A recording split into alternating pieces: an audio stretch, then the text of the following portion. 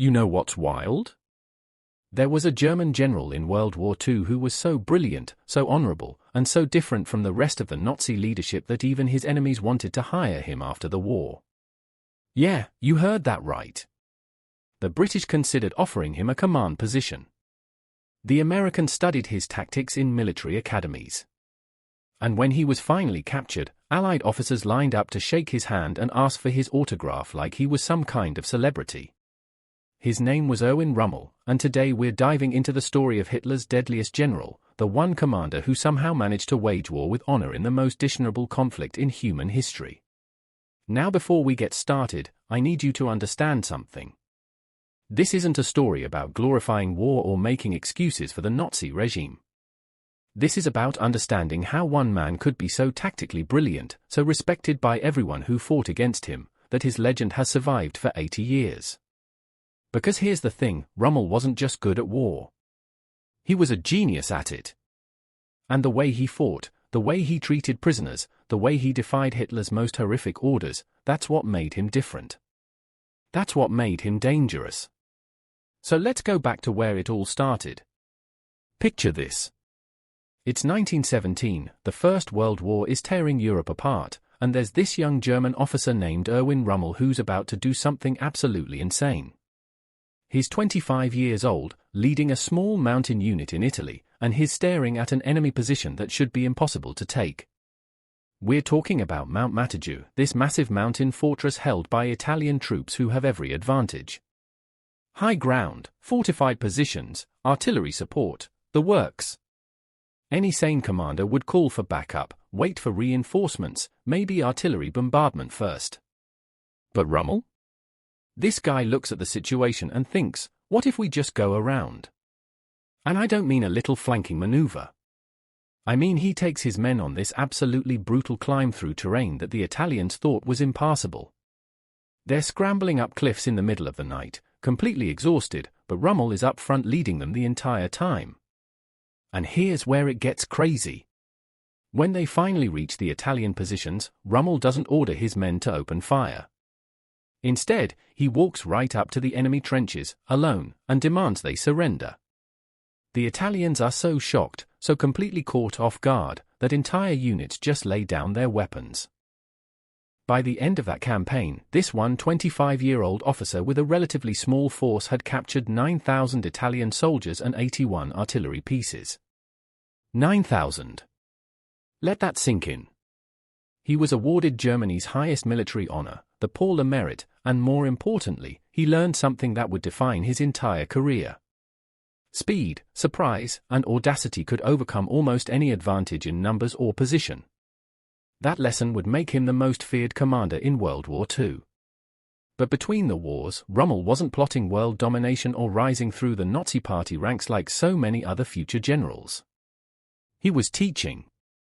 He wrote a book called Infantry Attacks that became required reading in military academies around the world, including in the United States and Britain. The guy was literally teaching his future enemies how to fight. And get this, when Hitler came to power, Rommel wasn't some fanatical Nazi believer. He was a professional soldier who saw Hitler as a way to restore German military pride after the humiliation of World War I. He wasn't in the party. He didn't attend rallies. He just wanted to serve his country, and that distinction, as we'll see, would become incredibly important. So now we jump to 1940, and everything is about to change.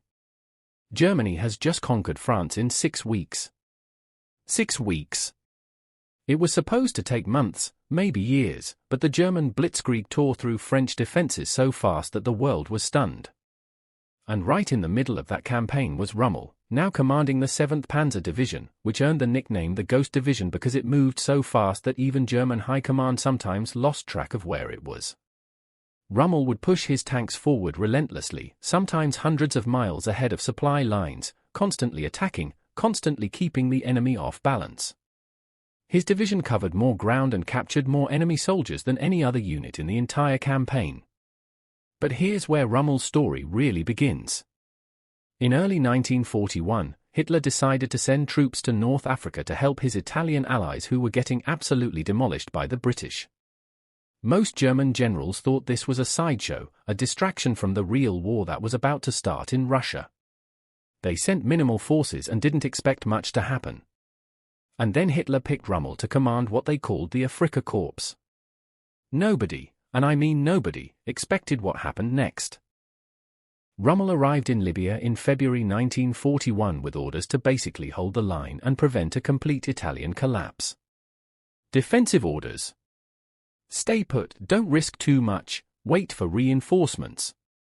You know what Rommel did? He attacked. Immediately.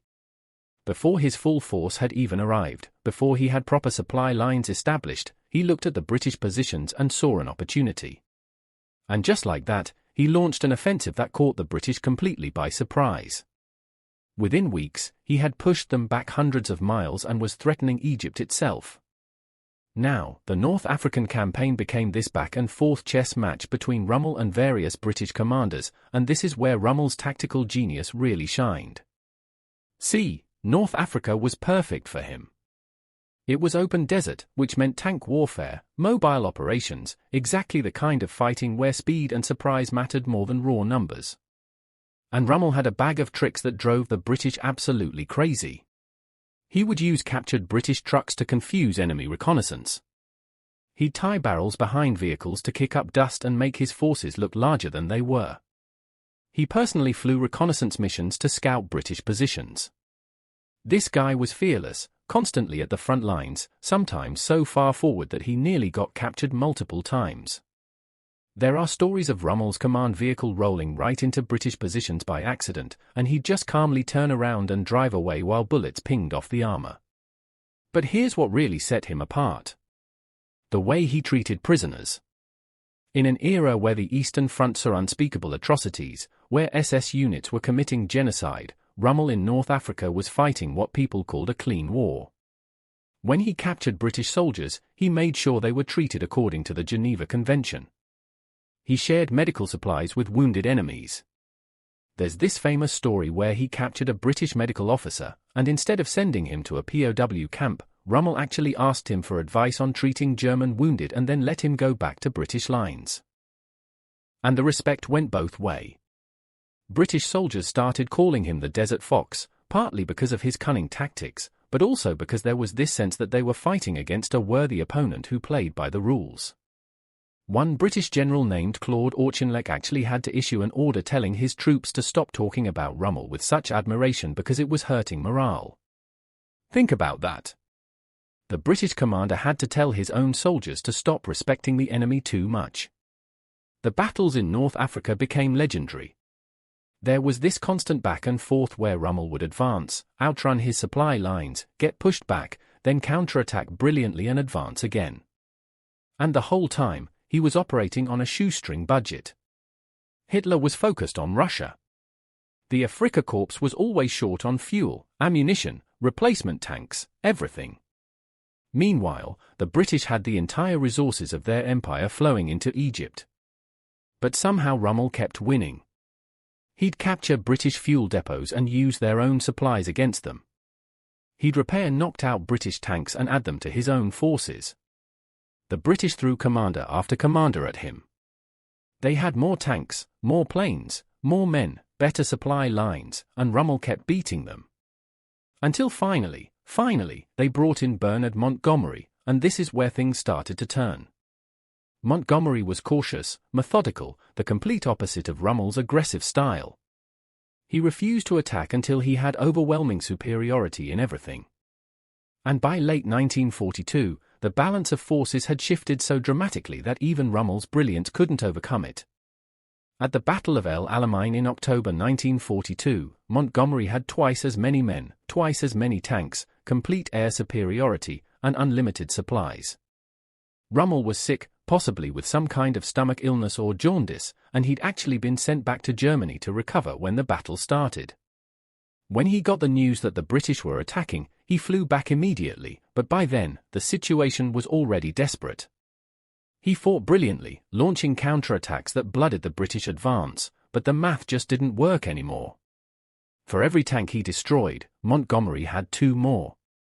For every position he held, the British could simply go around with their superior numbers.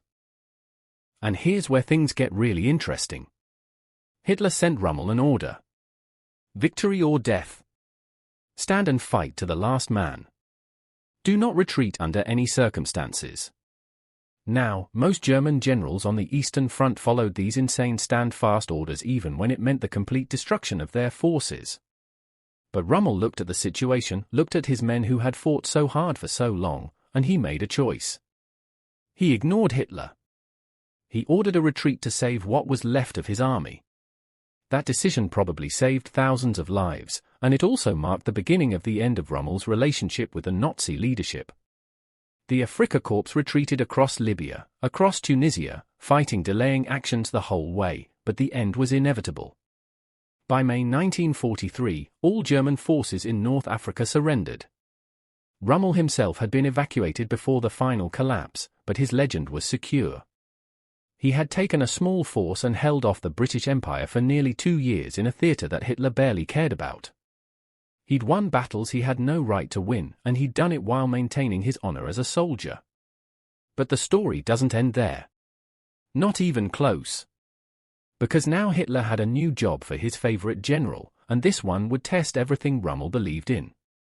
See, by late 1943, everyone knew the Allies were planning to invade France. The only question was where and when. Hitler put Rommel in charge of defending the Atlantic Wall, this massive system of fortifications stretching along the French coast. And Rommel threw himself into it with his typical energy, inspecting positions, ordering millions of mines laid, building obstacles on the beaches, trying to create a defense that could throw the Allies back into the sea.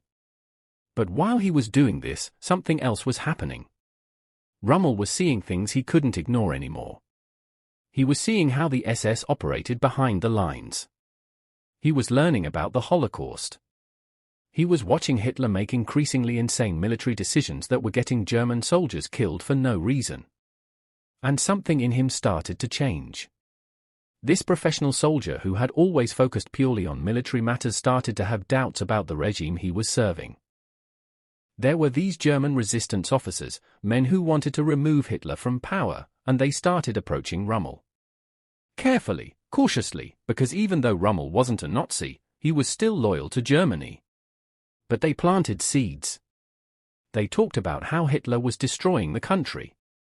How the war was lost and continuing it was just sending more young men to their deaths. How Germany needed to make peace before everything was completely annihilated. And Rommel started to listen. Then came June 6, 1944. D-Day. Rommel wasn't even at his headquarters when the invasion began. He'd gone back to Germany for his wife's birthday, partly because intelligence suggested the invasion wouldn't happen for a few more days. When he got the news, he raced back, but the critical first hours were already lost. The Allies had established their beachheads, and despite fierce German resistance, it was clear they weren't going to be thrown back. Rommel fought the Normandy campaign as brilliantly as he could with the limited resources available, but he could see it was hopeless. The Allies had total air superiority. German reinforcements were being bombed into oblivion before they could reach the front. Supply lines were devastated.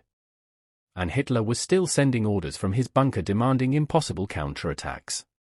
Rommel knew the war was lost, and he knew that continuing to fight was just pointless slaughter. So he did something incredibly dangerous. He started advocating for peace. He told other generals that they needed to end the war. He suggested to Hitler's staff that Germany should negotiate with the Western Allies. And here's the crucial question that historians still debate: was Rommel actually part of the plot to assassinate Hitler? We know the conspirators considered him for a leadership role after Hitler was gone. We know he met with them. But did he actually agree to the assassination attempt on July 20, 1944? Probably not. The evidence suggests Rommel wanted Hitler arrested and put on trial, not killed. He was a soldier, not an assassin. But here's the thing, it didn't matter. Because when the bomb plot failed and Hitler survived, the Gestapo started rounding up everyone even remotely connected to the conspiracy. And Rommel's name came up. Maybe someone under torture mentioned his doubts about the regime. Maybe Hitler already suspected him because of his advocacy for peace. Either way, Rommel was marked. On July 17, 1944, just 3 days before the assassination attempt, Rommel's staff car was attacked by British fighter planes. His driver was killed, and Rommel suffered a severe head injury. He was hospitalized, out of action, recovering at his home in Germany. And that's where he was when the investigation into the bomb plot reached him. Now imagine this scene. It's October 14, 1944. Rommel is at home with his family, still recovering from his injuries. 2 generals show up at his door. They are not there to visit a wounded war hero. They're there with a message from Hitler. The evidence suggests Rommel was connected to the plot against the Führer. The punishment for treason is death, execution, and disgrace for his entire family. But Hitler is offering an alternative. Take poison. Die quietly. In exchange, there will be a state funeral. His family will be protected. His reputation will remain intact. He'll die a hero instead of a traitor. Rommel had maybe an hour to decide. His son Manfred, who was just 15 years old, later described watching his father get into a car with the 2 generals. They drove to a nearby forest. 15 minutes later, the generals returned alone and told the family that Rommel had suffered a heart attack. But everyone knew the truth. Erwin Rommel, the Desert Fox, Hitler's most successful general, the one commander respected by both sides, had been murdered by his own government. Hitler gave him a state funeral. Gave speeches about what a great hero he was. The whole thing was a lie, and most German officers knew it, but they stayed silent because speaking up meant death. The official story wasn't revealed until after the war when Rommel's family finally told the truth about what happened that day. So here's what makes Rommel's story so complicated and so fascinating. On one hand, he served Nazi Germany. He fought for Hitler's armies. You can't completely separate him from the regime he served, no matter how much he personally disagreed with Nazi ideology. But on the other hand, he represented something that seems almost impossible in that context. Honor in war. Following the rules of combat even when your enemy might not. Refusing to commit atrocities even when ordered. And ultimately, turning against the regime when he realized how evil it truly was. The Allies recognized this too. After the war, when they were writing their histories and teaching new officers about tactics and strategy, Rommel's campaigns became case studies.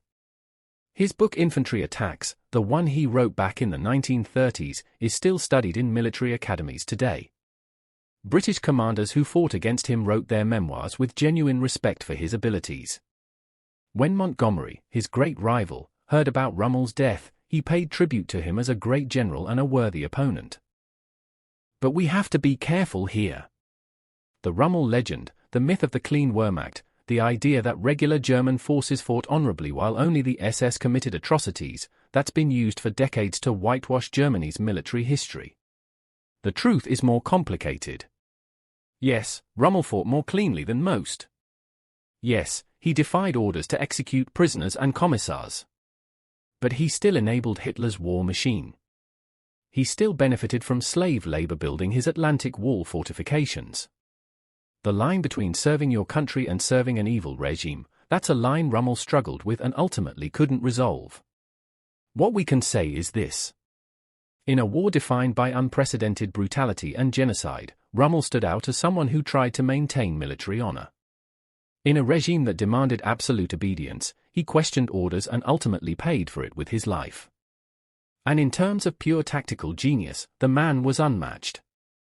His ability to read a battlefield, to move faster than his opponents could react, to win victories against overwhelming odds, that's why military historians still study him today.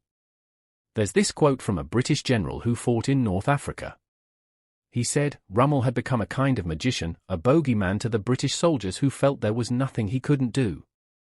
And that's the power of tactical brilliance combined with personal bravery. Rommel wasn't sitting in a bunker 50 miles behind the lines.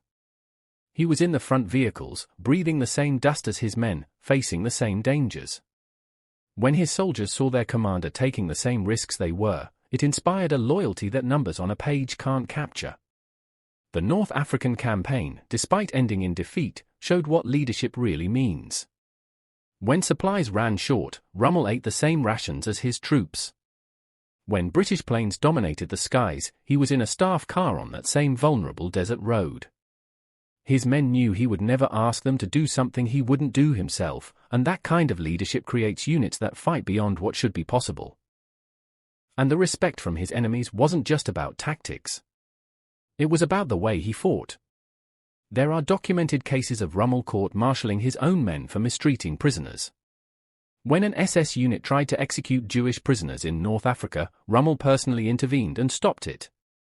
He refused to carry out Hitler's commando order, which demanded that all captured Allied commandos be executed. These weren't small decisions. Defying direct orders from Hitler in 1942 or 1943 could easily have gotten him removed from command or worse. That's what makes the ending so tragic. Here's a man who fought brilliantly for his country, who maintained his honor even in an indiscernible war, and in the end, his own government murdered him for it. Because that's what happens in totalitarian regimes. Competence, honor, integrity, none of that matters if you're not absolutely loyal to the leader. Rommel's mistake was thinking he could serve Germany without serving Hitler. By the time he realized those two things had become incompatible, it was too late. After the war, surveys of American and British officers consistently ranked Rommel as one of the greatest commanders of the conflict. His tactics are still taught. His campaigns are still analyzed. Books about him still sell. And that legacy is complicated because we're talking about a Nazi general, but it's also important because it shows that even in the darkest times, individual choice matters. Rommel could have followed the Commissar order on the Eastern Front if he'd been sent there. He could have participated in war crimes like so many others. He chose not to. That choice mattered. The Desert Fox. Hitler's deadliest general. The one even his enemies respected. Erwin Rommel's story is a reminder that war is complex, that history has shades of grey, and that reputation can outlast defeat. He lost his war. His army was destroyed. His country was crushed. But 80 years later, people still remember his name, still study his battles, still debate his legacy. That's the power of tactical genius combined with personal honor, even in the service of an evil cause. It doesn't excuse everything, but it does explain why even his enemies lined up to shake his hand.